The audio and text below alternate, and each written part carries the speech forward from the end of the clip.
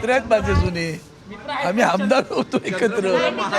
विषय असा आहे, ऐका हा आला मुद्द्यावर आला तुम्ही.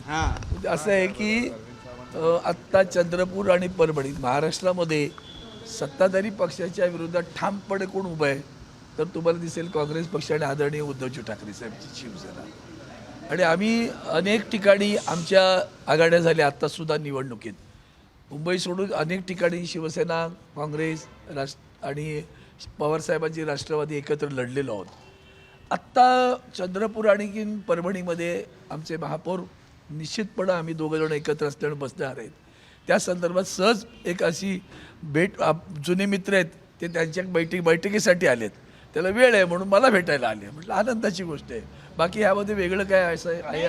तुमच्या शिवसेनाचा रोल महत्त्वाचा आहे तर ते कशा प्रकारे सपोर्ट करणार आहे का चंद्रपूर बद्दल? का नाही आमचं, मी आता काय मला वाटतं माझं पहिलं वाक्य असंच आहे, शिवसेना महाविकास आघाडी म्हणून अनेक ठिकाणी शिवसेना, काँग्रेस, शरद पवार साहेबांची राष्ट्रवादी आम्ही एकत्र लढलेलो आहोत आणि त्यामुळे ती आहे. सावंत साहेब, तुमचे 8 नगरसेवक आहेत, तिथं तुमचा पाठिंबा हा काँग्रेसलाच असेल का?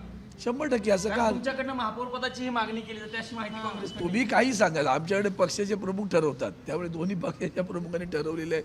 परभणी आणि चंद्रपूर एका ठिकाणी काँग्रेस सभा असेल, एका ठिकाणी शिवसेना. सावंत साहेब, एकीकडे सांगितलं जातं संविधानासाठी लढतात तुम्ही वगैरे, आणि हे नगरसेवकाची दिल्ली वारी, त्यांचे हॉटेलचे खर्च, हे काय सुरू आहे? अरे कधीतरी संविधानाच्या गप्पा मारतात काळे साहेब, अरे वा काय मोठा प्रश्न विचारला हो. जरा ते बीजेपीला विचारायला जरा. ओ बापरे, सुरतचा खर्च, सुरत अहो आज मला असं वाटतं सुरतचा खर्च कुणी केला, गुवाहाटीचा खर्च कुणी केला, गोव्याचा खर्च कुणी केला, हे जरा काढलं का पुढच्या प्रश्नाचे उत्तर देते.